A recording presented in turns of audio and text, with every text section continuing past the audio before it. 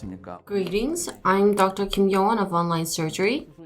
Today I'm going to share with you a surgical clip and I'm honored to do so. This is the patient of the day, 47-year-old male patient. If you look over here in the posterior area, implants are placed in the lower anterior area, the current bridge. There is quite a lot of mobility. As the patient received implant treatment from a different dental clinic, he hesitated in treating this area. And this is the case for today. If you look at the lower anterior area on the standard image, there's a lot of alveolar bone destruction on CT in the case of number 32. Severe alveolar bone destruction can be observed. There is no labial bone left. In the lower anterior, I decided to remove the bridge, and this is after extraction. In number 22, you can see periapical lesion. After extraction, you can see that there's a lot of alveolar bone destruction. I applied collagen membrane and used Sure-Os, an allogenic bone graft. To do socket preservation, this is after 5 months since surgery.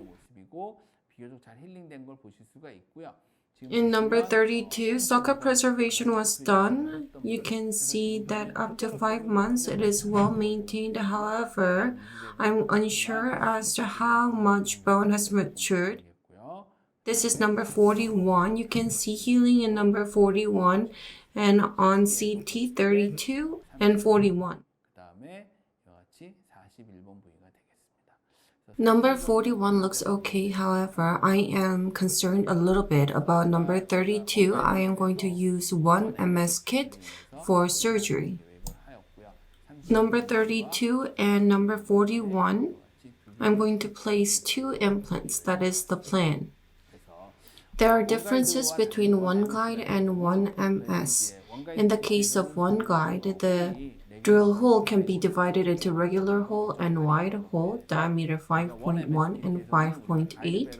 On the other hand, in the case of OneMS KIT, guide barrel drill is 3.5 and drill hole is 3.6.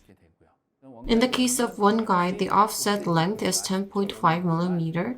On the other hand, OneMS, more care has been paid attention to areas like contact with the adjacent teeth. Therefore, it was extended by 3 millimeters, making it 13.5 millimeters. The offset was extended to avoid contact with adjacent teeth. In OneGuide, the double contact concept is very important. When double contact is made, the deviations or slipping of drill can be avoided in large part. The initial drill needs to be 8.5. I'm going to place 10 millimeter implant. However, if you just go straight forward to 10 millimeters, as shown, the drill guide may not be in full contact and it can slip. Therefore, you need to use 8.5 millimeter drill first and gradually increase to 10 millimeter or 12.5 millimeter. I want to emphasize this once again. As for OneMS, if you look at the implant driver, there's a black laser marking. As for MS implant, there are 2 types for gingival height, 2.5 and 4.0 millimeters. In the case of 2.5 millimeter gingival height, you can do full length drilling up to the laser marking, top part of the laser marking. And if the gingival height is 4.0 millimeter, you can drill up to the lower part of the laser marking to position the implant. I'm going to place 3.0 MS implant, and this is the sequence for it. And although I did socket preservation, I consider this as normal bone. I did a tissue punch. If there is a slope, I use a flattening drill. For initial drill, I use 1.5 by 8.5 first. For double contact, I use 8.5 first and then use 10 millimeter. If necessary, I can use 1.5, 1.8, and then 2.3, but if I do initial drilling using 1.5, I can skip and use 2.3 and I will not experience major problem. Depending on the case, if the bone is too hard, you can also use 1.8. By doing this, you'll be able to place MS implant more safely. As you can see, 2 implants are planned like this. This is immediate post-op image. On CT, in number 32, implant has been placed nicely. In number 41, it has been placed in the desired position accurately. This is oral image, immediate post-op image. Number 32, we had done socket preservation, so I thought it might be risky to do immediate temporization. Therefore, I created a shell and fixed it using the adjacent teeth using resin. There can be food impaction, but I thought the risks were too high for immediate loading. That was the direction we took for temporization. Let's look at the surgical clip.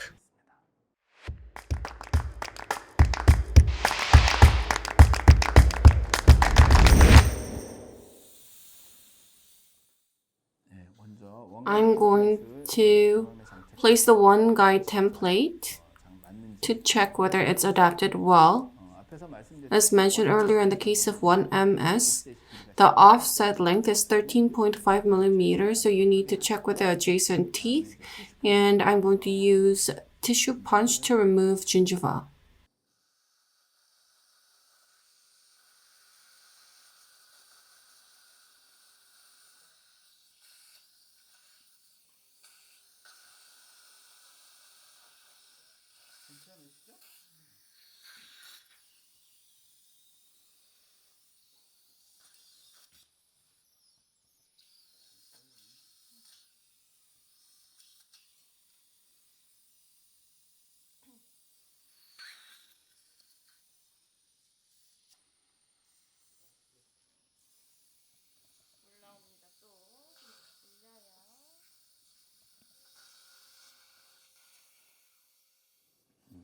Because it is lower anterior area, flattening drill is recommended to be used.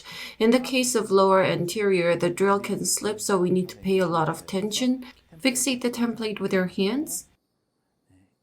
Although the final drill is going to be 10 millimeters, I'm going to use 1.5 by 8.5 1MS drill for double contact. 1.5 by 8.5 1MS drill is used, and for number 41, 1.5 by 8.5 drilling is being done. Initial drilling is done.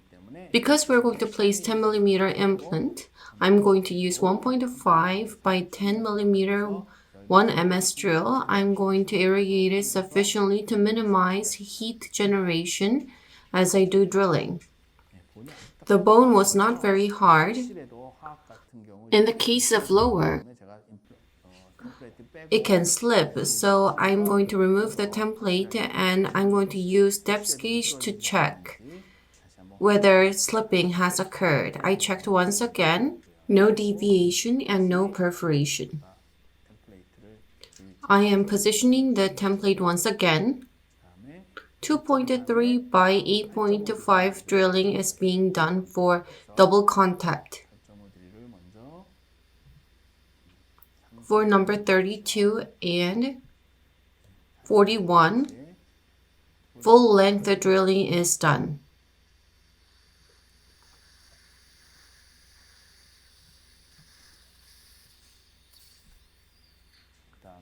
.3 by 10 millimeter drill is used.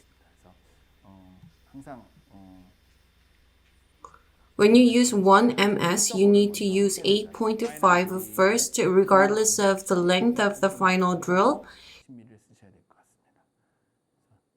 You need to always pay attention to this. Now we're done. MS 3.0 by 10 millimeter, gingival height is 2.5.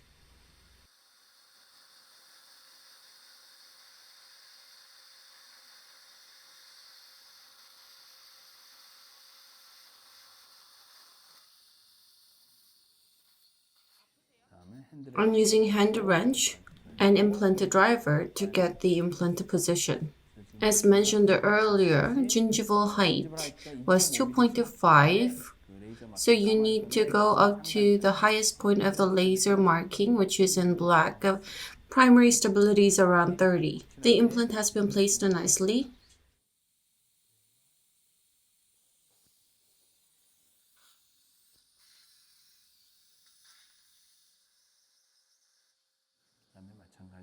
MS 3.0 by 10 millimeter, gingival height 2.5 is being placed in number 41.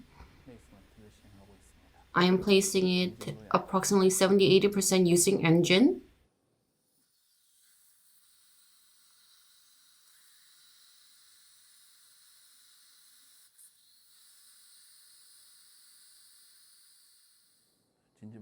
Gingival height is 2.5 and therefore you need to do it up until top, and you can see the torque here. Because I knew the position on CT ahead, actually I made slight alteration using my hand as I closely observed it. In the case of MS implant, it is one body implant and we need to secure ideal space for prosthesis. This is in occlusion. You can see that the implants are placed in desired positions, and this was how surgery was closed. I've shown you surgery using OneMS as I've shown you in the image. Although it is a OneMS, the primary stability was not that good. That's why I didn't provide a fixed temporary prosthesis. I utilized adjacent teeth to provide temporization so that no load is applied to the implant itself. I've shown you how to do implant placement using OneMS. Thank you for watching.